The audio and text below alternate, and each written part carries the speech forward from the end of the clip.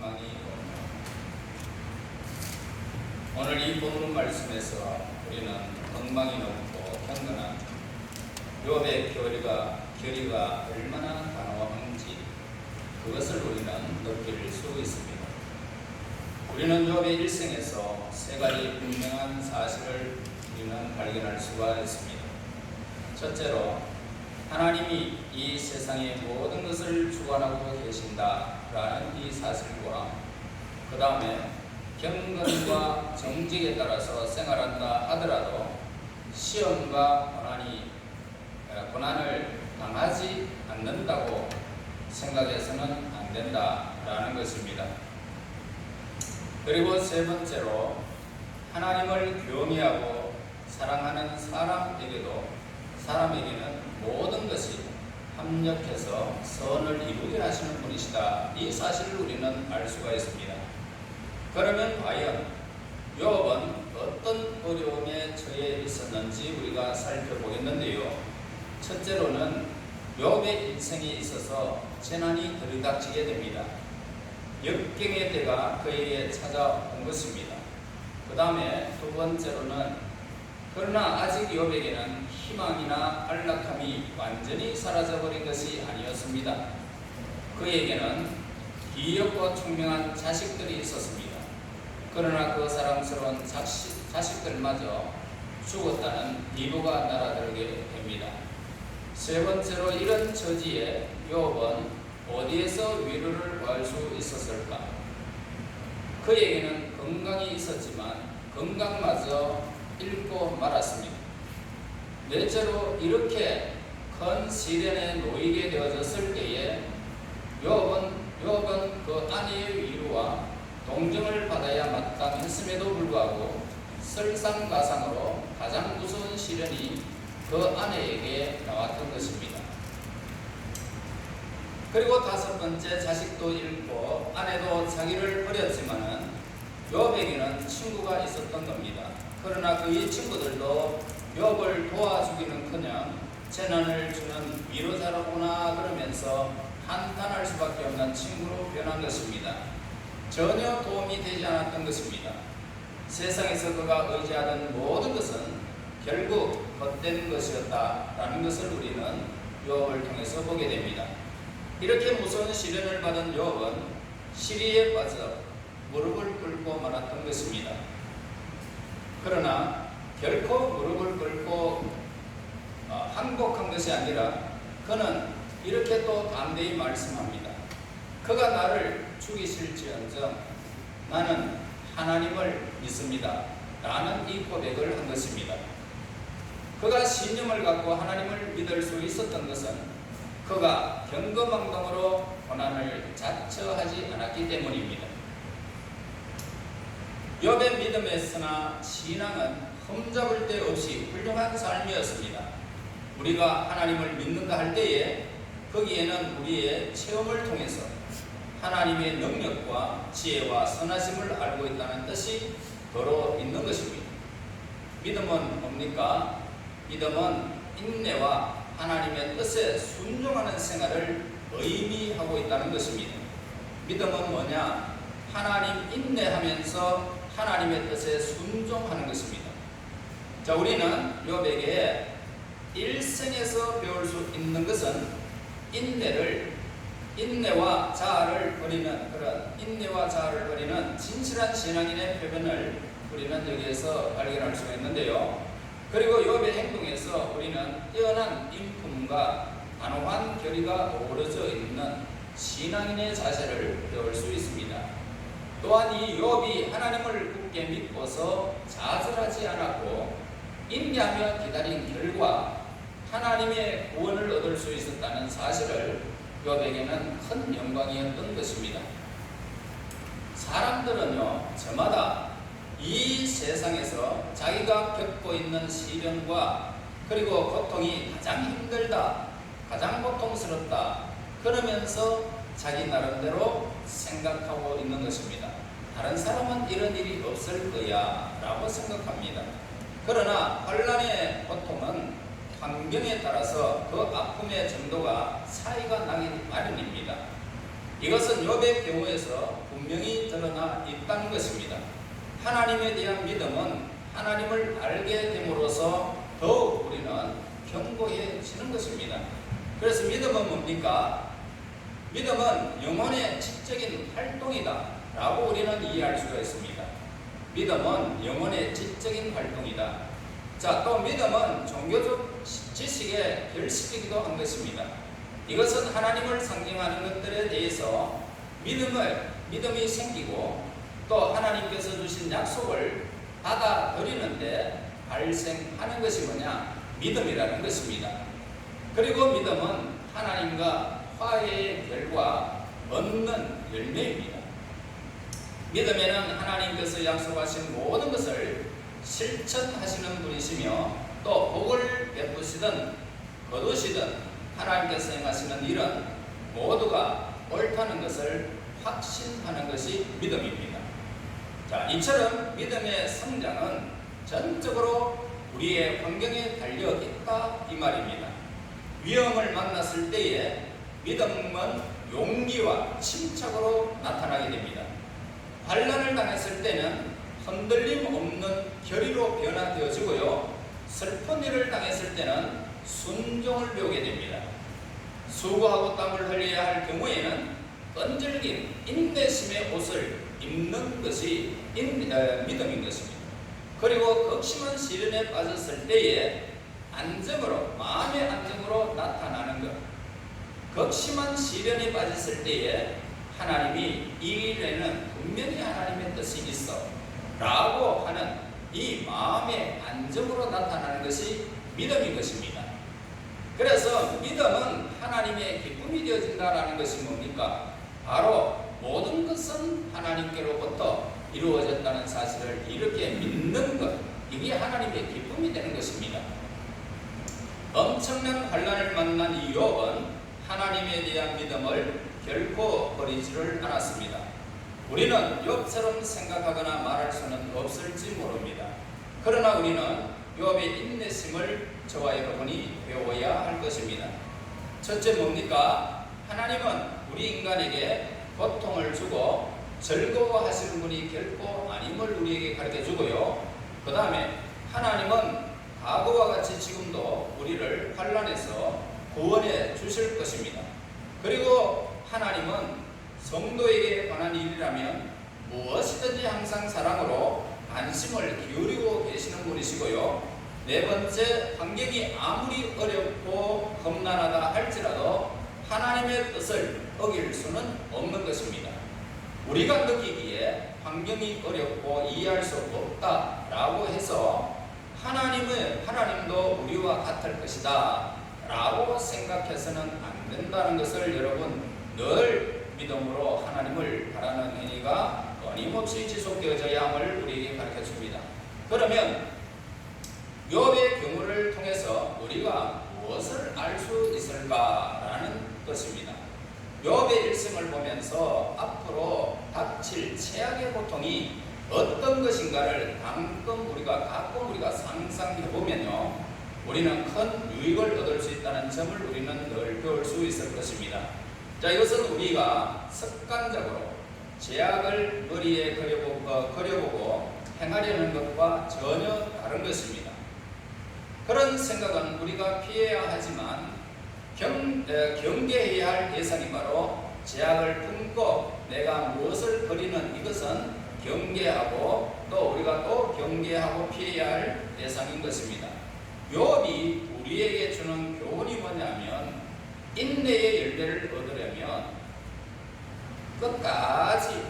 끝까지 인내해야 한다라는 점을 우리에게 가르쳐 주고 있는 것입니다. 즉 절망의 밑바닥에 이를 때까지 인내하고 괴로움을 끝까지 참아야 한다는 사실을 우리에게 가르쳐 줍니다.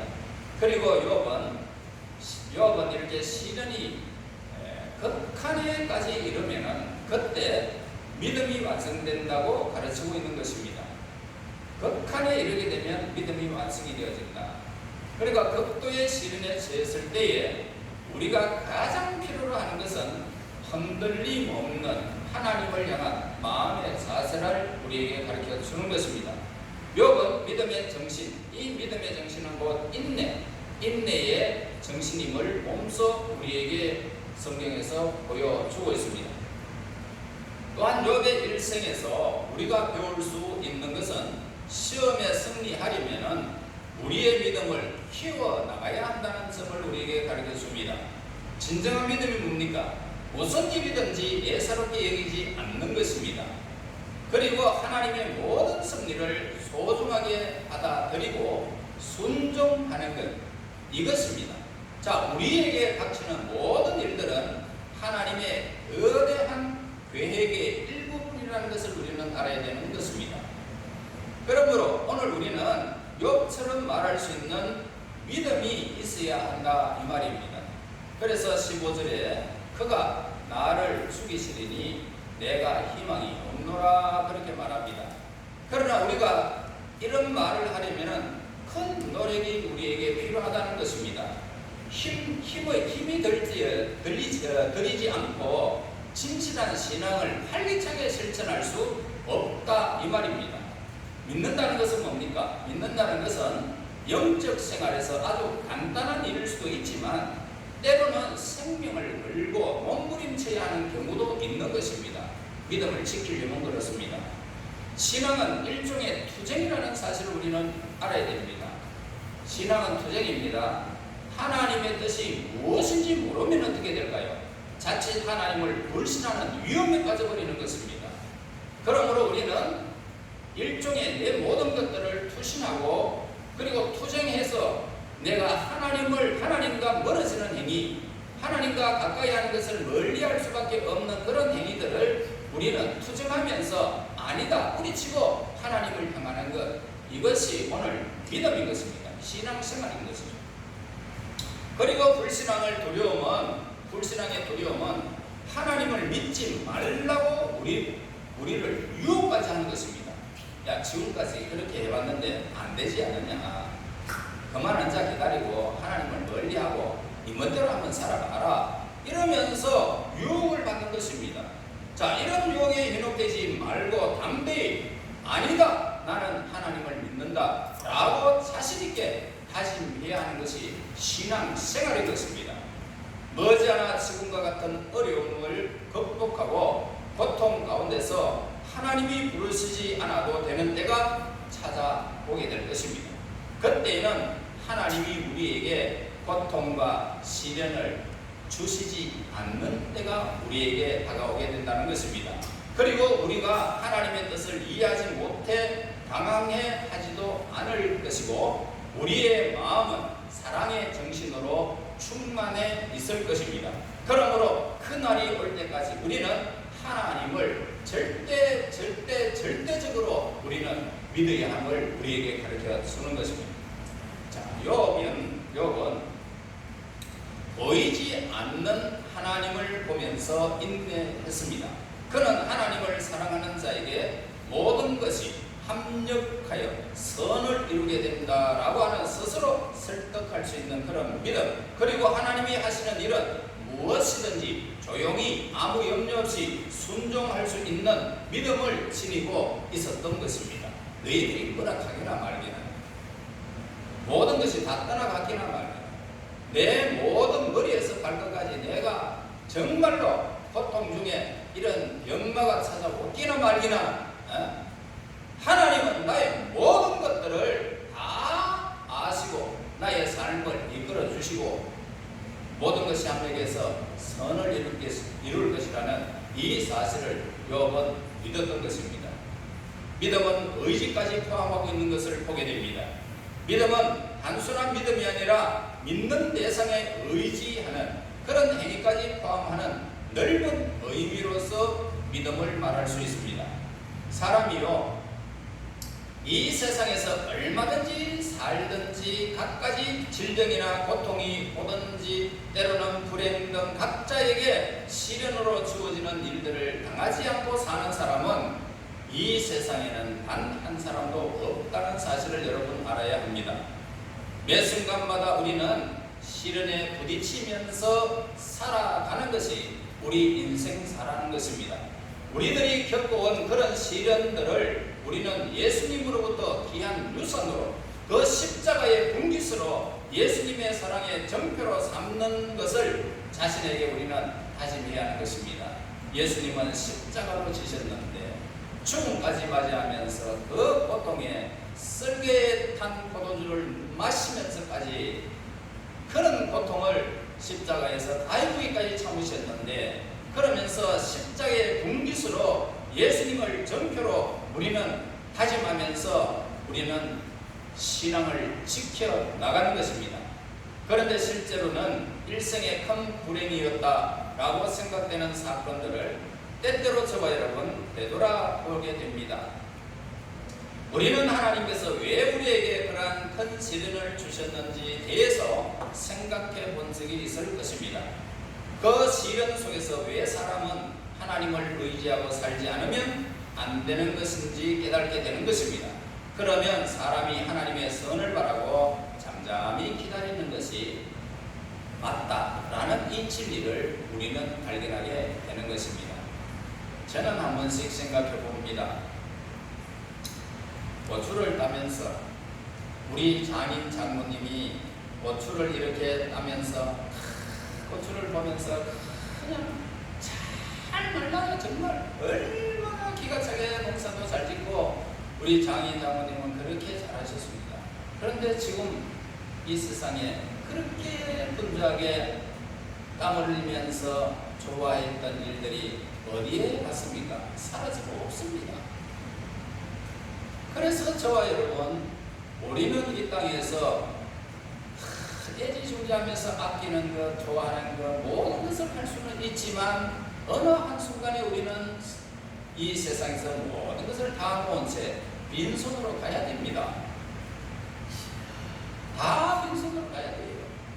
그러므로 저와 여러분, 우리는 있을 때에 자꾸 비워두는 일, 비울 수 있는 일, 이걸 우리는 해야 됩니다. 하나님 부르시면요, 하나도 가져가지 못합니다. 빈손으로 가야 됩니다. 준비하셔야 됩니다. 이 준비가 없이는 여러분 이 땅에 진정으로 믿음으로 살 수도 없고요, 평안한 삶도 살 수 없고요, 욕심을 부리는 만큼 내 삶이 쫓기게 되는 것입니다. 그러므로 저와 여러분, 언제나 하나님을 바라며 잠잠히 기다리는 것, 이것이 진리임을 우리는 발견해야 됩니다. 예수님을 얼마나 의지하느냐에 따라서 모든 것을 예수님을 닮고자 하는 우리의 소망도 커지게 되는 것입니다. 예수님과 함께 고통의 길을 가지 않고는, 그리고 그 길을 가면서 예수님처럼 말씀에 순종하고 의지하지 않고는 예수님을 닮을 수도 없습니다. 그런데 그런 고통을 인내해가는 도중에 하늘 우리 아버지께서 우리에게 지어주신 짐을 가볍게 하거나 또는 항상 그래왔듯이 자기 힘으로 모든 일들을 이루려고 할 위험이 항상 도사리고 있는 것입니다. 그래서 우리를 향하신 은혜로우신 그 섭리가 방해받거나 아무런 결과도 얻지 못하는 때가 종종 있다라는 것입니다. 여러분, 어려움이 있습니다. 환난이 있습니다. 이거는 오늘 하늘의 상급이 크다는 사실을 우리는 늘 염두에 두어야 할 시간들이라는 것입니다. 자, 우리는 우리의 수동성과 침묵, 성도로서의 삶의 원칙에 따른 것입니다. 침묵은 뭡니까? 무뚝뚝하고 우울한 성격과 다른 것을 침묵이라 합니다. 수동성은 뭐냐면 무감동이나 절망에서 비롯되는 수동성과는 다른 것입니다. 시련은 우리가 그 시련의 아픔을 느낌으로써 그 시련을 베풀 수도 있고요, 그 아픔을 덜어주실 수도 있는 유일하신 분이 누굽니까? 하나님께로 우리의 생각을 돌리게 하기 위해서 주어지는 것입니다. 그래서 여러분, 자식들이 여러분들에게 잘하죠, 사업이 잘 되죠, 돈이 풍족하죠, 내 삶이 건강하죠. 자, 그러면 하나님을 향하지 않습니다. 그러나 자식들이 등을 돌리고 섭섭한 소리를 하고 이 세상에 돈이 한꺼번에 쑥 빠져나가고 내 건강이 그냥 무너질 때 인생은 아무것도 아니구나 그러면서 하나님을 생각하는 것입니다. 이게 하나님께서 우리에게 주시는 복이라는 것입니다. 그 순간이 이런 것이 없으면 세상에 푹 빠져버린단 말입니다. 여러분 천국 가고 싶겠습니까? 내가 삶이 행복한데 여러분 이걸 버리라고 하나님이 징계하시는 것 환란이 오는 거예요. 그러므로 이 세상에 좋은 것은 아무리 좋아도 천국의 것을 어떻게 비교할 수가 있겠습니까? 하나님은 우리를 너무너무 잘 아시는 것입니다. 우리를 향하신 하나님의 뜻은 자비로운 뜻을 의심하는 것, 감사하는 마음이 아닌 그 어떤 다른 신념으로 그 뜻을 받아들이는 것은 죄악임을 우리는 깨달아야 함을 우리에게 가르쳐 주는 것입니다. 하나님께서 우리를 권고하시는 방법은 뭐냐면 깊이 묵상하면 할수록 우리는 하나님의 은혜에 더욱 깊은 감사를 드리지 않을 수가 없는 것입니다. 하나님을 의지함으로써 시련을 이겨나갈 힘과 위안을 얻는 것은 비단 개인적인 일이나 가정의 일에만 국한되는 것이 아니라 교회의 한 지체로서 당하게 되는 모든 어려움, 교회는 또 교회 나름대로 세상 가운데서 겪는 모든 시련 또한 하나님께 의지하지 않는다면 우리를 지극히 당황하게 할 그 모든 시련들에 대해서 우리는 오직 하나님께 의지하는 것으로서 피난처를 삼는 것입니다. 그리고 우리 그리스도인들에게 있어서 하나님께 의지하는 마음이 가장 필요할 때는 말씀을 듣는 지금입니다. 여러분 말씀을 들을 때에 다른 잡생각하게 되면 안 되겠죠. 그래서 하나님을 의지하는 마음이 생기는 사건은 오늘 말씀 듣는 이 순간입니다. 인간은 언제나 하나님을 의지하고 있어야 하지만 그 필요를 더욱 절실히 느끼는 사람이 항상 있기 마련입니다. 하나님께 대한 신뢰감을 갖지 않는다는 것은 선원이 식수를 준비하지 아니하고 배를 타는 것과 마찬가지입니다. 위험이라는 것은 갑자기 닥치는 것이기 때문에 오늘 그들이 목말라 했을 때 바닷물을 먹을 수는 없습니다. 이 식수를 마련하지 아니하면 얼마나 갈증 속에 시달릴지 모릅니다. 여러분 오늘 고난은 마치 태풍처럼 엄습하게 되는 것입니다. 그럴 때 우리가 할 수 있는 일이 있다면 밧줄터에 로프를 감아두고 바람이 잠잠하기를 기다릴 뿐인 것입니다. 청명한 날씨가 계속되는 때에는 누구나 신앙을 가질 수 있습니다. 그러나 그런 신앙은 값싸고 가치가 없다 이 말입니다. 창고가 가득히 차고 있고 수입이 넉넉할 때 하나님을 의지하는 것은 그리 어렵지는 않습니다. 사실 그러한 상태에서 자족하고 자만할 위험에 빠질 때가 많습니다. 우리가 원하는 신앙은 폭풍이 휘몰아칠 때에 흔들리지 않는 것이 신앙입니다. 제자들은 호수가 잔잔할 때는 예수님의 능력을 의심하지 않았습니다. 그러나 갑자기 광풍이 몰아치자 예수님께 울부짖으며 이렇게 말합니다. 주여 구원하소서 우리가 죽겠습니다. 이런 외마디를 했던 것입니다. 장막 안에서만 내뿜는 용기 여차하면 피해 들어갈 수 있는 동굴 입구에 서서 큰 소리를 외쳐내는 용기가 쓸모없는 용기인 것입니다. 자기 피할 장소를 다 놔두고 그리고 내가 어떠한 일들을 하나님 없이 내가 준비한 모든 것들 그거 아무것도 아닌 것입니다. 아무도 성나게 하는 사람이 없을 때 보여주는 온유와 아무런 유혹이 없을 때 절제하는 사실 이것이 미덕은 결코 아닌 것입니다. 본문에서 보는 바와 같이 욥의 신뢰는 어린아이와 같은 모습을 하고 있는 것을 보게 됩니다.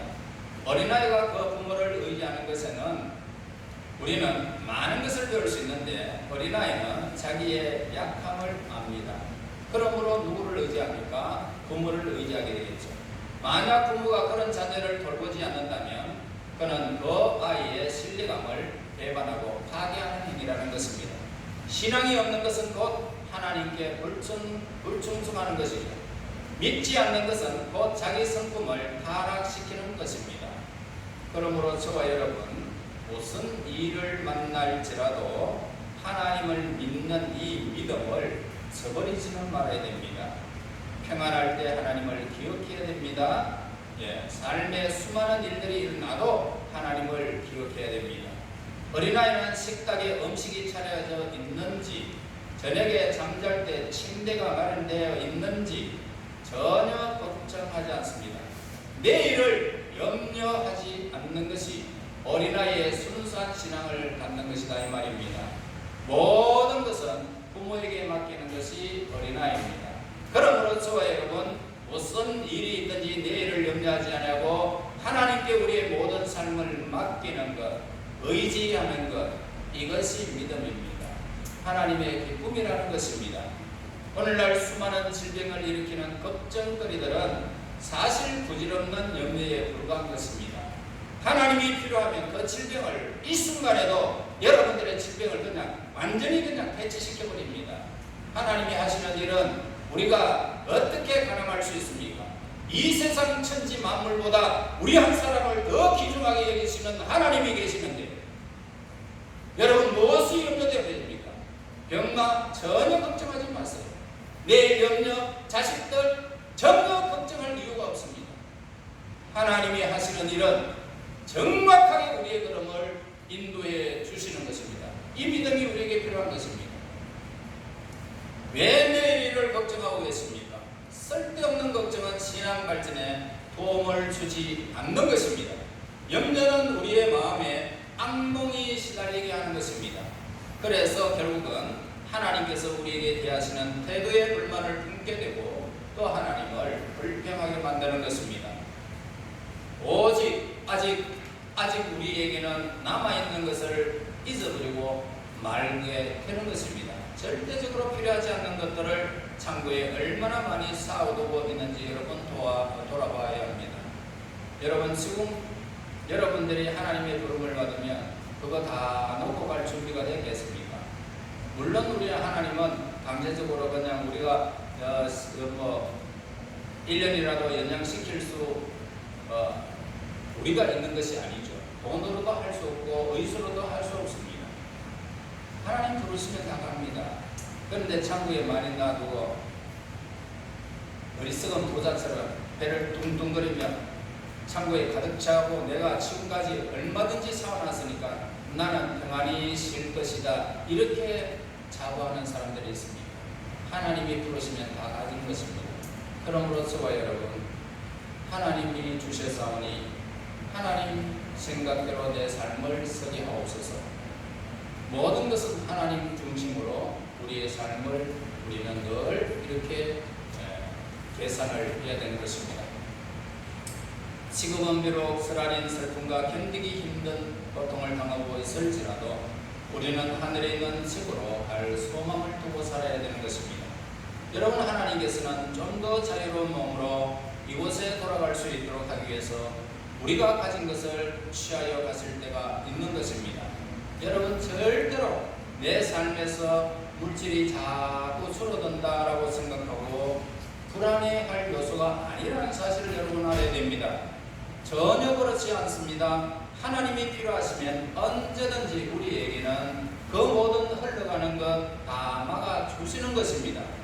그러므로 저와 여러분, 이제 자유로운 몸으로 하나님의 나라에 갈 수 있도록 하시는 하나님의 방법을 절대로 없으면서는 안 된다는 것입니다.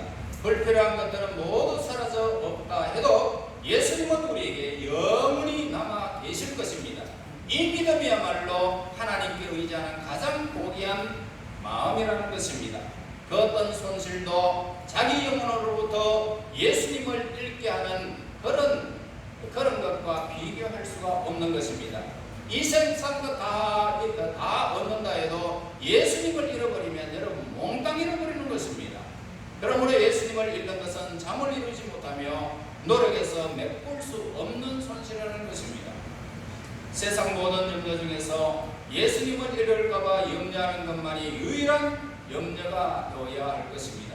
이러한 믿음, 이러한 신뢰는 분명히 합리적인 것입니다.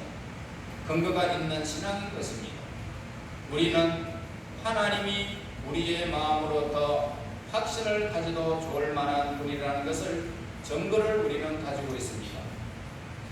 전에는 받은 은혜에 기초하여 쌓아진 신뢰감을 점차 청량할 수 없을 만큼 깊어진다는 것입니다.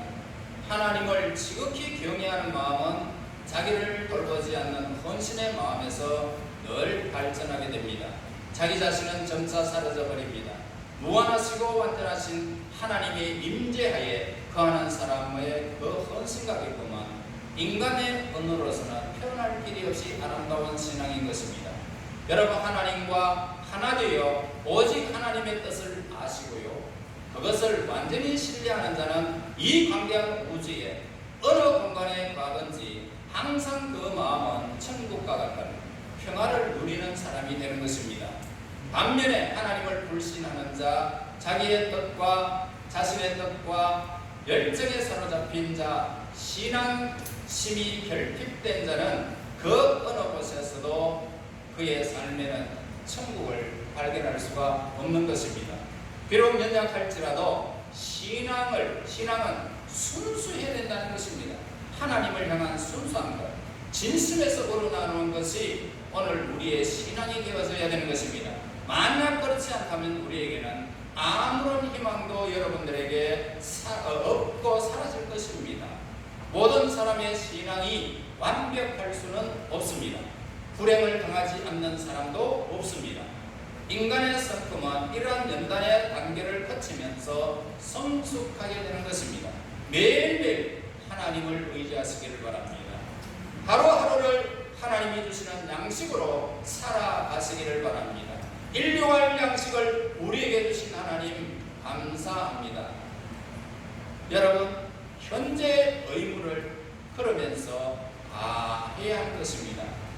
최후의 승리를 위해서 하나님을 의지하시고요, 한 걸음 한 걸음씩 하나님을 바라면서 살아서 여러분, 현재의 하나님과 늘 만족하며 하나님과 동행하며 현재의 삶 속에서 하나님의 나라와 의를 위하여 우리가 있다는 이 사실을 늘 기억하시고 모든 것은 합력하여 선을 이룬다는 이 믿음 안에서 여러분 인내하며 욥이 걸어갔던 그 아름다운 길을 여러분 걸어가서 하나님의 영광이 여러분들에게 임하는 그날에 이 세상 사람들이 흠모하고 천사도 흠모할 만한 하나님의 거룩한 의의 백성들이 되어져서 믿음의 승리를 이루는 하나님의 사람들이 되시기를 예수 이름으로 축원합니다.